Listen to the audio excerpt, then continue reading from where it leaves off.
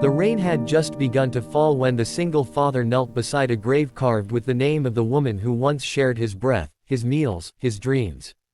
His hands trembled as they pressed into the wet earth, and his chest folded inward as if grief itself had weight. He spoke to the stone without words, because words had failed him long ago, unaware that only a few steps behind him, soaked and shaking in the same rain, the woman he mourned stood alive and silent, watching the love she had never truly left being poured onto a lie that had ruled their lives for years. If you believe in kindness, second chances, and the quiet miracles that still happen when hearts refuse to harden, please take a moment to like, comment, share, and subscribe to the channel Lonely Dad Strong Heart. Your support helps stories like this reach people who need them most. He had come to the cemetery every Sunday since the accident, every single one, no matter how tight money was or how heavy work became. The routine had become sacred. Wake before dawn, dress the child, leave him with the neighbor, take the long bus ride with the cracked window and the smell of old rain, and arrive before the world fully woke up. He always brought the same flowers, white lilies he could barely afford, because they were the kind she loved when life was simpler and laughter came easily. He never rushed. He never checked his phone. He knelt until his knees burned and his back stiffened, because pain felt honest there, and honesty was all he had left. At home, the walls were thin and the silence was thick. Toys were scattered like fallen leaves across the floor, reminders of a little boy who asked brave questions with eyes too old for his age. The father did everything himself now, lunches packed with trembling hands, bedtime stories read with a voice that cracked near the end, shoes tied while thinking about all the things he wished he had said when there was still time. He worked long hours stacking boxes in a warehouse where no one asked about his life and no one noticed the quiet man who carried grief like a second spine.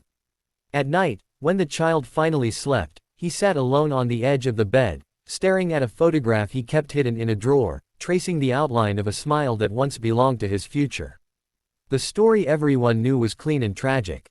A car accident on a foggy road. A body too damaged to be shown. A closed casket funeral where the father held their son so tightly the boy whimpered. Papers were signed. Tears were shed. Life moved on, as life cruelly does. But grief is never linear, and love does not obey official documents. The father felt her everywhere. In the way the child laughed at the wrong moments. In the way the kitchen light flickered at night.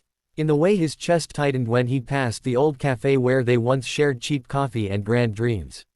What no one knew was that not far from the grave, beyond the crooked trees and rusted fence, a woman lived with a borrowed name and a borrowed life. She worked at a small roadside diner where no one asked questions and everyone minded their own business. She paid cash. She avoided mirrors. She never stayed anywhere long enough to feel known.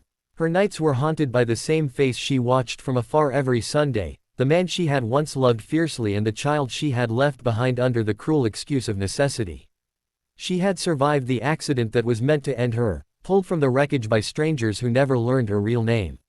Fear and confusion had made choices for her when she was weak, and those choices hardened into years she could not undo. She told herself that staying away was an act of love. That her presence would only reopen wounds. That the man she watched grieve would be better off believing in a clean ending rather than the messy truth. But the lie aged her faster than time ever could. Each Sunday she followed at a distance, hiding behind trees and stone angels, watching him kneel and pour his heart into the dirt. Each Sunday she promised herself it would be the last time. And each Sunday she returned, drawn by a gravity she could not escape.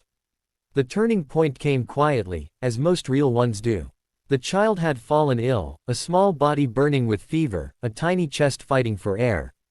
The father spent the night pacing a hospital corridor with hollow eyes and shaking hands, praying to anyone who might listen. He whispered apologies to the memory of a woman he believed he had failed, promising to be better, promising to never complain again if only his son would be spared.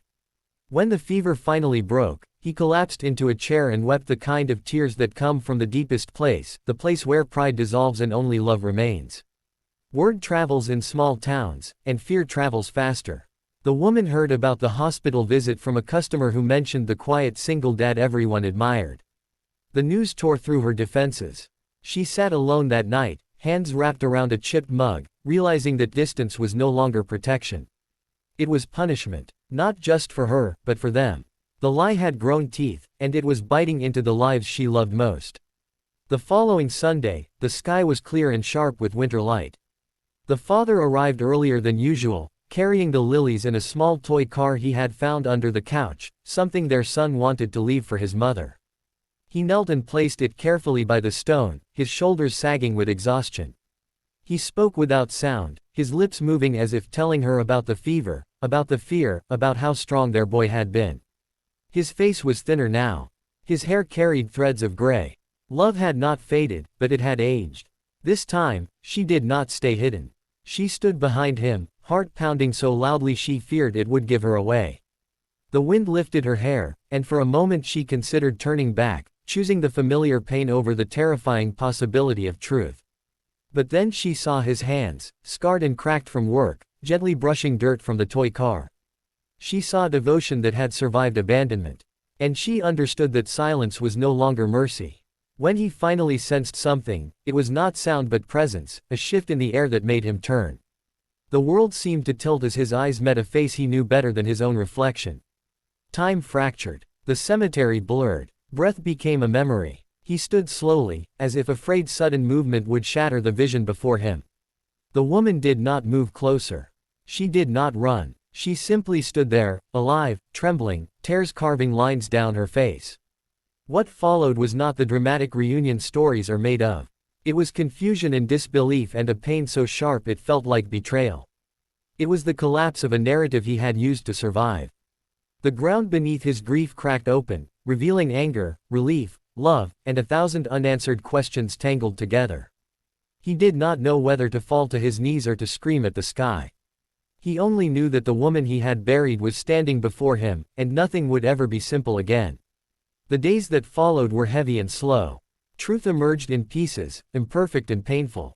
Fear had driven her. Circumstances had trapped her. Time had stolen courage. None of it erased the years he had carried alone, the nights he had broken silently so their son would not hear. Forgiveness did not arrive like a sunrise. It came like winter light, pale and uncertain, but real. The child was the bridge neither of them expected. Small hands reached without judgment. Young eyes recognized love before understanding history. The boy did not see betrayal or absence.